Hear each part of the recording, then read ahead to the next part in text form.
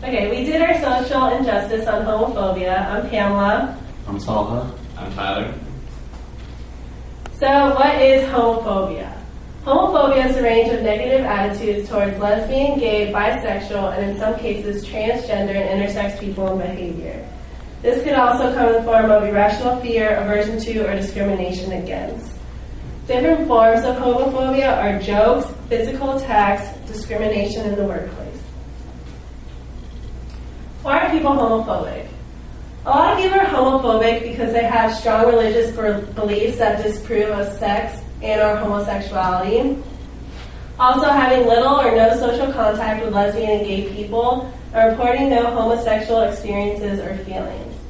With the religious beliefs, if your faith really disapproves of homosexuality, you really shut down everything that homosexuality is, and you just have a closed mind towards it. And then if you've never had any social contact with anyone who's lesbian or gay, really don't know what they're about and really can't see that they're just like everybody else. And so I did my part on politics and media. And here I have a quote that says, for example, a shift towards greater positivity in the public's feelings towards gays and lesbians could have produced an increase in support for gay rights policies. By the same logic, changes in beliefs about equality, beliefs about morality, ideology, and partisanship among the mass public could have contributed to the trend in policy opinion.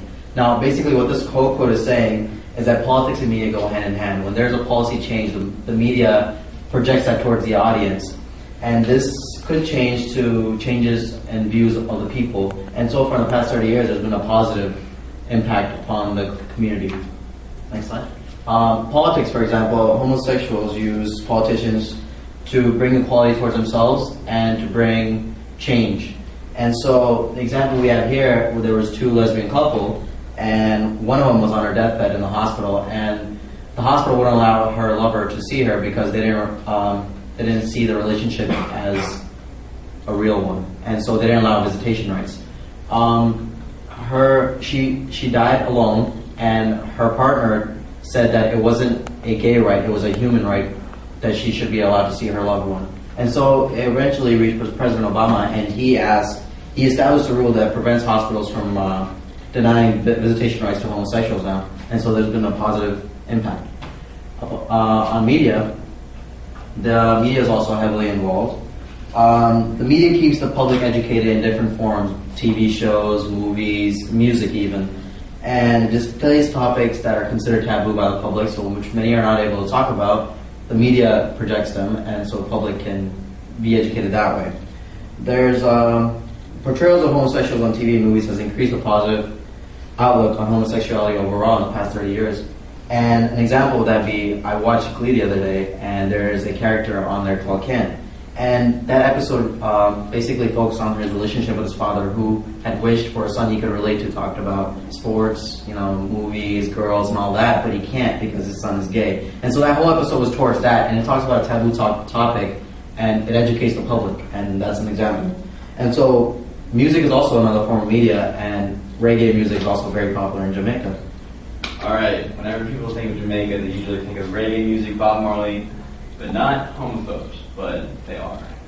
Jamaica has the world's highest murder rate, basically due to this homophobic tendency that they have. It's considered one of the most homophobic places on earth by Time magazine actually released that a couple years ago. Hatred towards homosexuals can be traced back to reggae music and the nation's predominant religion, which is Rastafari. Rastafari is a religion that is almost as homophobic as fundamental Christianity itself. Rastafarians believe that homosexuality is a product of Babylon and will not be found in Zion, the black homeland and birthplace of humanity. Rastafarians have also interpreted from the Bible evidence to help back up their case, and they take this scripture from Leviticus 18:22, which states, "Thou shalt not lie with mankind as with womankind; it is an abomination." And they use this as proof of God's hatred towards homosexuals. You're not yet. Sorry. All right. Outrageous acts of violence have occurred in this country and continue to occur due to agreement that citizens seem to have, being that a homosexual isn't just an undesirable but an unapprehended criminal. And one instance of a pretty pretty bad crime that was committed was this father found out that his son was homosexual, and the next day, or a couple days after, he actually invited a couple criminals to his school to attack him and attempt to lynch him. And that was pretty bad. Okay, we go to the next one. Alright, Buju Banton is a famous reggae singer and dancehall musician in Jamaica. And he is one of the most outspoken people right now on homophobia in Jamaica, and he does a lot of this with his lyrics. You can go on the next one. Boom Boom Bye Bye is one of his most famous or infamous songs, and this song incites the murder of gay men, and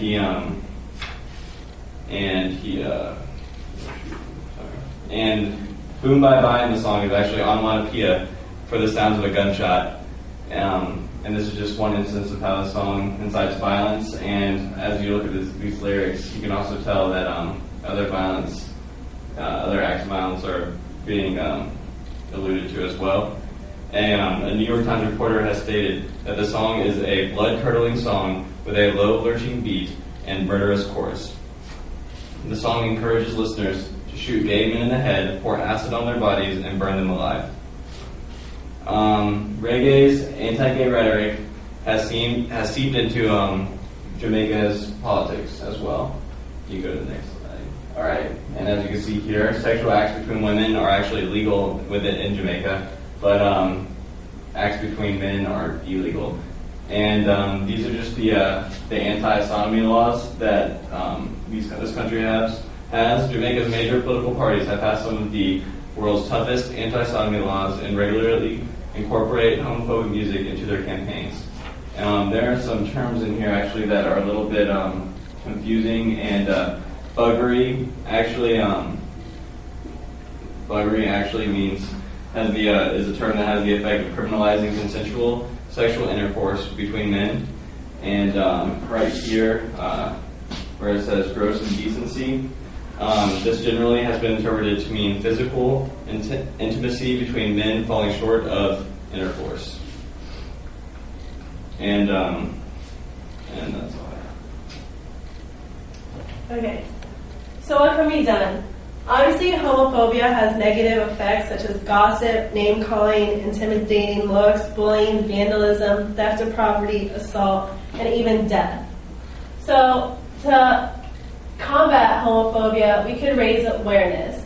By raising awareness, people could be more open-minded to what homosexuality is and realize that people who are homosexual are just like everybody else. They aren't their own species of person. They're a human being just like everyone else. With public campaigns, it ties into raising awareness because the public finally knows, what's happening. For example, in 2010, the Football Association in the UK planned to use public campaigns to combat homophobia. By doing this, everyone knew what was happening, knew what homophobia was and what homosexuality was, and knew that they had nothing to be afraid of. Also, by educating young people in schools, when you start at an early age, it's like when you learn a new language at an early age, it's easier to learn. So by educating young people about homophobia, they could see, he's my friend, she's my friend, everybody's the same. Also, community-based organizations and repealing homophobic laws. All right, that's our presentation on Nice as work site. work side.